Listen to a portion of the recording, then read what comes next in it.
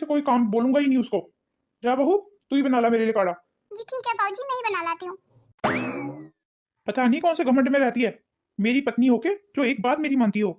इस घर में किसी को मेरी फिक्र नहीं है। जब मेरी पत्नी को ही मेरी फिक्र नहीं है तो और किसी को क्यों होगी। इस घर में तो सब अपने हिसाब से चल रहे हैं, सब अपने हिसाब से सारे काम कर रहे हैं। आज इनका गला बहुत खराब हो रहा था। आज जब ये आ जाएंगे ना तो इनके लिए काढ़ा बनाऊंगी खुद अपने हाथों से। उस काढ़े से इन्हें बहुत फायदा होता है, काढ़ा पीते ही इनका गला ठीक हो जाएगा। अब तो दोस्त के यहाँ से आने वाले होंगे ये। एक बार बहू से पूछ लेती हूँ, कहीं आ तो नहीं गए बाहर।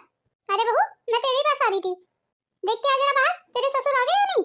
उनके लिए मुझे काढ़ा बनाना है, उनका गला बहुत खराब हो रहा है। अरे जा बहू, देख के आ बाहर। खड़े होके क्या सोच रही है। हाँ माँ जी, मुझसे तो बताया भी नहीं जा रहा है। मैंने बाबूजी को बोला था अभी कि माँ के हाथ का काढ़ा बनवा लाती हूँ, तो बाबूजी ने साफ मना कर दिया। वो कह रहे थे मुझे नहीं पीना उसके हाथ का काढ़ा। अच्छा, ऐसा कहा उन्होंने। और माँ जी, वो तो ये भी कह रहे थे आइंदा से किसी काम के लिए नहीं बोलेंगे आपको। इसलिए माँ जी मैं ही दे देती हूँ बाबूजी को काढ़ा बना के।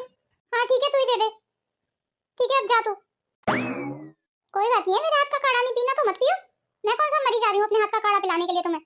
अब जो तुम्हारा काम कर दे ना, उसी से अपना काम करवाओ, मुझसे कहने की जरूरत भी नहीं है।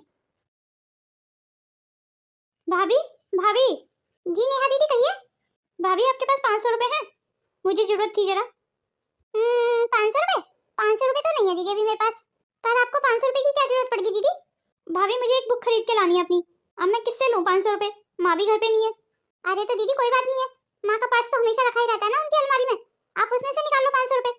पर मम्मी गुस्सा करेंगी ना भाभी फिर। अरे नहीं जी दीदी, उसमें गुस्से की क्या बात है। आपको किताबें तो खरीदनी है, अब वो तो जरूरी है, आप निकाल लो। जब माँ आ जाएंगी ना तो मैं उनको बता दूंगी कि आपने उनके पर्स में से 500 रुपए लिए थे। चलो ठीक है भाभी, फिर ऐसे ही कर लेती हूँ मैं। मेरे पर्स में से 500 रुपए किसने निकाले। जी माँ जी, आप कुछ ढूंढ रही हैं। अरे हाँ बहू, मेरे पर्स में से 500 रुपए गायब हैं, वही ढूंढ रही हूँ मैं। ऐसे 500 रुपए कहाँ जा सकते हैं, मेरे कमरे में तो कोई आता जाता भी नहीं है, और मैंने तो कहीं खर्च भी नहीं किए।